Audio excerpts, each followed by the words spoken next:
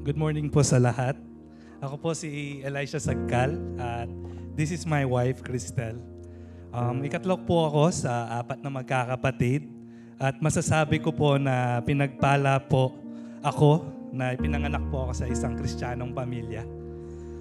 Wala po ako naalalang pagkakataon na naramdaman kong hindi nila ako mahal, ang aking mga magulang. Ultimo sa pagpalo nila sa akin, ramdam ko po yung pagmamahal nila kasi tuwing papaluin ako, sila pa po yung nauunang umiiyak. Kaya growing up po sa experience ko po sa aking mga magulang, excited po akong mag-asawa at magkapamilya. Unlike Eli, ako naman po ay lumaki sa non-Christian family. Ako po ang bunso sa aming magkapatid. Tanda ko pa, sa murang edad, nakaranas na ng matinding pagsubok ang aking pamilya. I knew Jesus exists, but I never really understood kung sino siya. I admit, lumaki po ako conforming to the patterns of this world.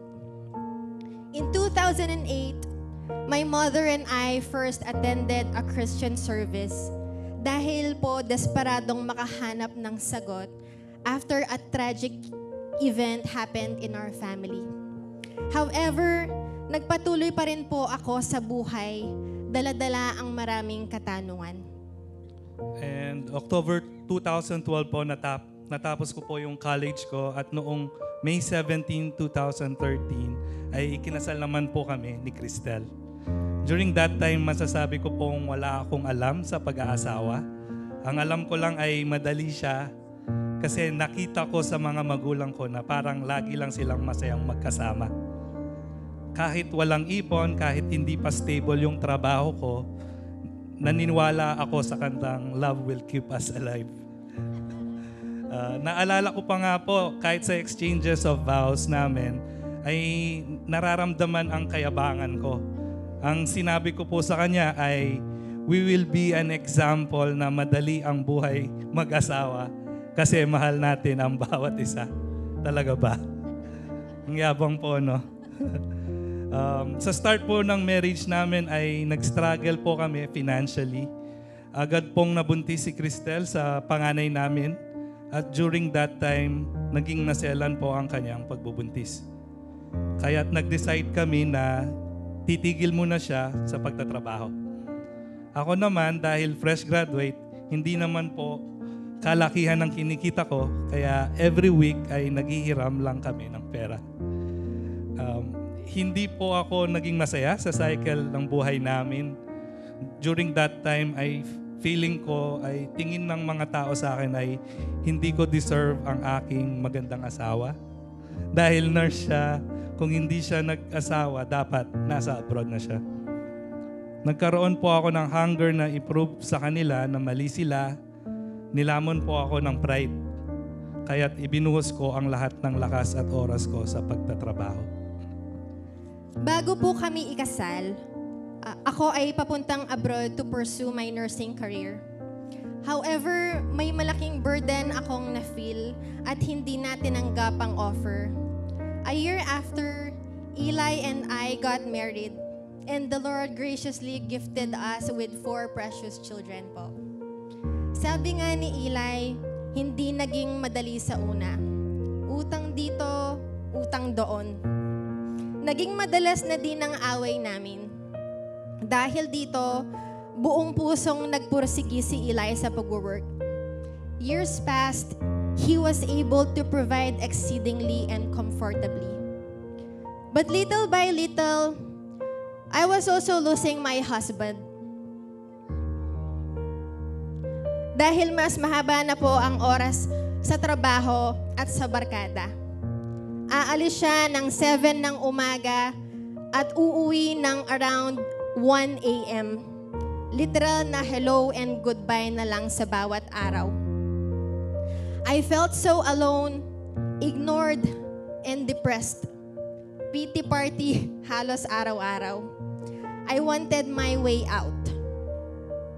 Naalala ko po pag tuwing madaling araw, I would sneak out sa labas ng bahay namin and would sit in the darkest part ng village namin. I would question the Lord. Lord, ito na ba yung buhay na tinadhana mo para sa akin? At ang prayer ko na, Lord, please ayusan niyo po ang marriage namin. Naging, Lord, please paghiwalayin niyo na lang po kami. It came to the point where I feel the only option was the way out of the marriage. Pagdating ng umaga, I would continue life, lalo na para sa mga anak namin, and the cycle goes on. Kagaya nga ng laging sinasabi ni Pastor JP, the heart of the problem is the problem of the heart. Hindi naman po problema yung wala kaming pera. Ang naging problema po ay may pride po ako sa puso ko. And soon, it led to addiction, not only sa work, pero lalo na sa pera. Naging addict po ako sa pagtatrabaho na umabot sa time na hindi man po kami nakakapag-usap mag-asawa. Dahil tulog na siya pag dadatnan ko siya after work. At pagpasok ko naman ay tulog pa rin siya. During that time, buong akala ko okay kaming mag-asawa. Kasi nakakapag-provide naman ako. Pero hindi pala. May mga needs po pala ang aking asawa na hindi ko pinapansin. Kahit hindi ako nag-abroad, masasabi ko na naging absentee father po ako. Nagising na lang ako isang araw, nag-aaral na pala ang mga anak ko. May mga time po na pinipilit niyang ayusin ang aming pagsasama, pero dahil may pride ako, sa mata ko ay gusto niya lang makipag-away. During that time, feel ko ako pa ang biktima. I feel na underappreciated ako sa sakripisyo ko. Kaya pag wala ako sa bahay, nagbababad na lang ako sa bisyo kasi feeling ko deserve ko ito at reward ko ito sa sarili ko. Sumasama na lang po ako sa mga katrabaho ko pag gumigimik sila. O paminsan ako pa ang nagyayaya sa kanila kasi buti pa sa kanila nafe-feel ko yung respeto na hindi ko nakukuha sa bahay. 4 years na-addict po ako sa paninigarilyo. Halos araw-araw po akong tinatanong ni Cristel if naninigarilyo ako. At lagi naman akong tumatanggi. Kahit amoy na ako, hindi ako umaamin. Siguro po, ang pinaka nakakatakot na dadanasin ng isang tao dito sa lupa ay hindi magkaroon siya ng cancer, hindi magutom, or hindi mawalan siya ng trabaho. Wala po sa lahat ng iyon. Ang pinaka nakakatakot pong pwedeng mangyari sa isang tao sa aking palagay ay pag nawalan na siya ng pag-asa. Dumating po ako sa point na feel ko wala na po akong pag-asa. During that time po, ready na po akong iwan ng aking asawa. Dumagdag pa na 3 o 4 ang full-time job ang pinagsasabay ko. Feel ko po yung bigat at pressure na dala ng bawat umaga. Nagpapagising na lang po sa akin sa mga panahong iyon ay yung pag-inom ko ng malakas na kape, sasabayan ko ng 2 can ng Red Bull at ang ashtray sa tabi ng computer ko. Sa sobrang bigat po ng aking pinapasan, maraming beses ko na pong naisipang magpakamatay. Wala pa pong nakakaalam nito, pero 2 beses na po akong namuntikang ituloy ang pagpapakamatay. May time po na sinama ni Cristel ang mga bata sa kanila at ako lang mag-isa sa bahay. Isang madaling araw po, naalala ko, kumuha ako ng makapal na electric wire. Itinali ko na po siya sa rails na 2nd floor ng bahay namin. Buti na lang po, dumating yung kaibigan ko na si Paul. Naalala ko pa nga po, sinabi ko sa kanya, sa Kapampangan, buti disnan mo ko pang mabiye. Pero tinawanan niya lang ako. Ang akala niya, nagbibiro lang ako. Sa pangalawang pagkakataon, ay during the time na nasa office po ako sa Sabado. Kahit Sabado po kasi may access kami sa rooftop ng office. At usually po, kami lang nakakapagtrabaho during weekends. Naalala ko po na inakyat ko na po at umupo na ako sa wall ng rooftop. Ready ko na pong ihulog ang sarili ko patalikod. Pero thank God, kasama ko po pala ang panganay kong anak. Mga 4 years old pa lamang siya noon. Bigla na lang siyang dumating. Pinuntahan ako kasi lowbat yung iPad niya. Gusto niyang manood ng Peppa Pig. Thank you, Peppa Pig. Kahit sino po ang nakakakita sa aming mag-ama, sinasabi nila na favorite ko yung panganay ko na si Kayla. Kasi daw lagi akong nakayakap sa kanya, lagi ko siyang hinahalikan. Hindi po nila alam pag nakikita ko siya. Naalala ko na niligtas ako ni Lord dahil sa kanya.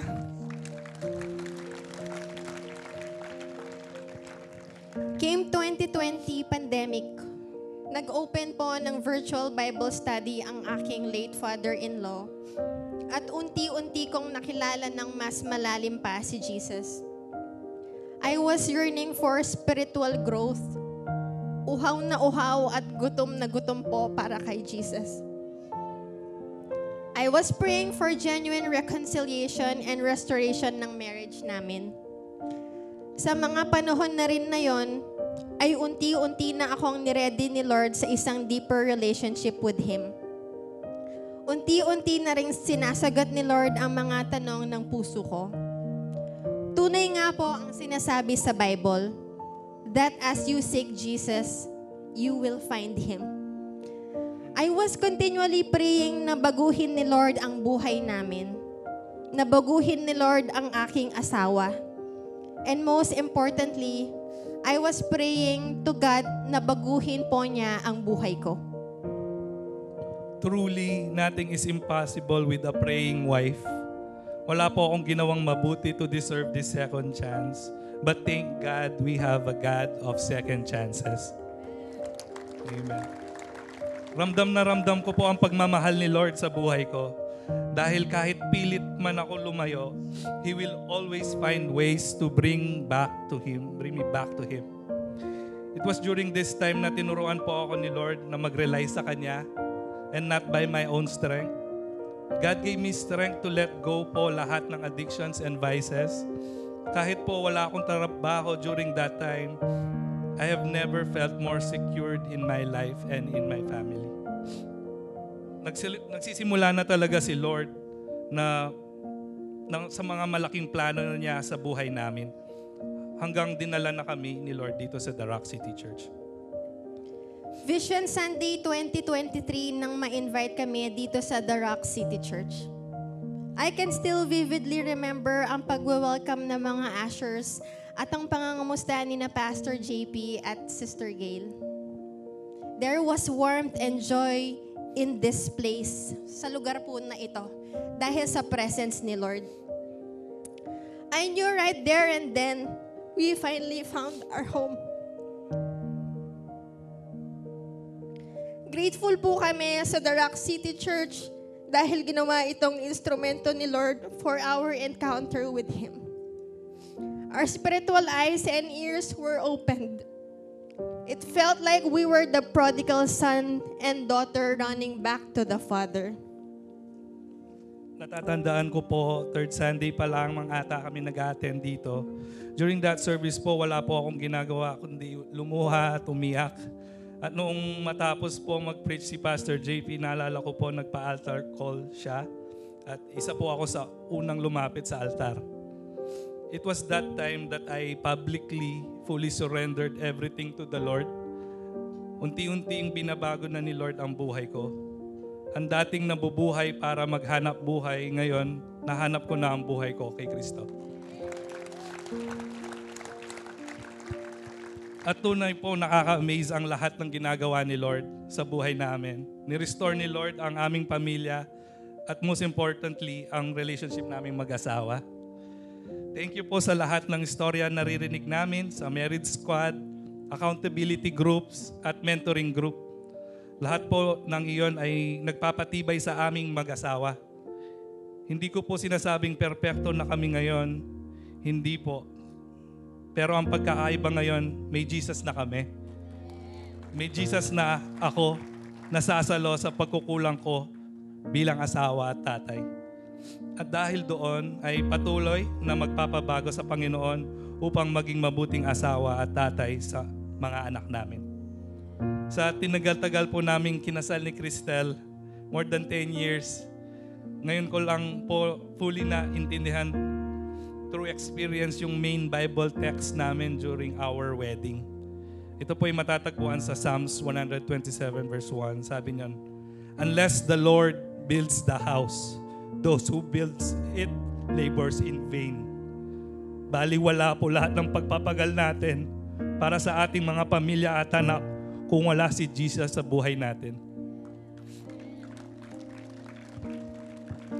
After several months po ng pag-a-attend namin sa The Rock, Eli and I gave our biggest yes to the Lord. Kahit na para bang mahirap dahil may 4 kaming anak. Pero kaya po pala dahil sa grace ni Lord. Kaya mo palang mag-commit kung gugustuhin mong pagsilbihan ang hari ng mga hari. Kaya palang ibigay ang buhay mo ng buong buo kahit na may kahit pa. Nag-sign up kami sa missions ministry noong Serve Sunday 2023. Along with this, nag-join din po kami sa mga squad, growth track, at discipleship classes dahil sa desire na mas lumalim pa po kay Lord. Nakita at naranasan namin ang puso at vision ang church na ito. And we are one with you, the Rock City Church. At this time, we are humbly and faithfully serving the Lord. We are now also with the guest experience team. And by the grace of God po, ginagamit na din po kami ni Lord na maging MC, all for His glory. It is challenging po since bit-bit po namin ang aming 4 na anak. Dagdag pa ang mga what ifs at saka mga buts. But it's all worth it po. Habang may lakas at hininga, ilalaan at ipapagamit kay Lord. Pati ang mga anak namin excited sa mga gawain sa church. Sila pa mismo minsan ang nagre-remind sa amin. Nakakatuwa po kasi ito po ang panalangin naming mag-asawa para sa mga bata. Na lumaki silang may takot at nagsaserve kay Lord. The Lord restored me in Eli not only because He wanted order po sa marriage at pamilya namin. He restored and saved us so we can be a witness to other people na buhay siya. That it is only in Him where we can find true healing, hope, joy, and peace that encompasses all understanding. Nakakatuwang makita ang mga pagbabago na ginagawa ni Lord sa pamilya namin. And we believe that God will do it too in your life. Ngayon, dahil binago ni Lord ang buhay ko at pamilya ko, nais ko rin makita ang aking mga kaibigan, ang aking mga pamilya, at mga taong malapit sa akin na may experience din nila ang kabutihan ng Diyos. Nagpapasalamat po ako kay Lord na possible palang maranasan ang mga bagay na nararanasan namin ngayon dahil sa presence at kapangyarihan niya. Grabe pong restoration, deliverance, and breakthroughs ang ginawa at ginagawa pa ni Lord. Mapa sa marriage namin, finances, relationships, and the list goes on. Posible ang lahat ng ito because His grace is available. When Jesus enters the picture, it changes everything. Never in my wildest imagination po na makakapag-serve ako at magte-testify about sa kabutihan ni Lord. Napaka-undeserving ko pong tao pero napaka-gracious ni Lord. Ganon pala when you truly encounter the Lord. Hindi ka pwedeng umupo at tumahimik na lang. Because you wanted to let the whole world know about His goodness and faithfulness and simply serve Him as a response. To date, I am living the best days of my life po. Alam ko nagsisimula pa lang si Lord sa buhay namin. We don't know yet what tomorrow will bring. If how many yeses we will say yes to, how many sacrifice we will give. Pero ito ang katotohanan. Christ is our firm foundation. Lahat makakayanan namin sa grace ni Lord. Nagpapasalamat ako sa Panginoon dahil noong mga panahong sukong-suko na ako, hindi niya ako sinukuan. And I realized all this time, si Jesus lang pala ang kailangan ko. If I have Jesus, I have everything in my life. Kahit po nanginginig po ang mga tuhod ko ngayon, tatayo po ako para kay Jesus kasi siya lamang po ang pag-asa at buhay namin. God has been good to us. Kaya as for me and my house, we will serve the Lord. Ako po si Cristel, once was lost, searching for answers. But now I'm found. Dating talunan at bihag ng kasinungalingan ng kaaway. Pero ngayon, pinalaya na ng katotohanan ni Jesus. Ako naman po si Eli, once hopeless, but now I am full of hope. Dating sumusuko na sa buhay, pero ngayon isinuko na ang buhay kay Jesus. And this is our testimony. We give back all the glory, honor, and praise to the Lord. Hallelujah.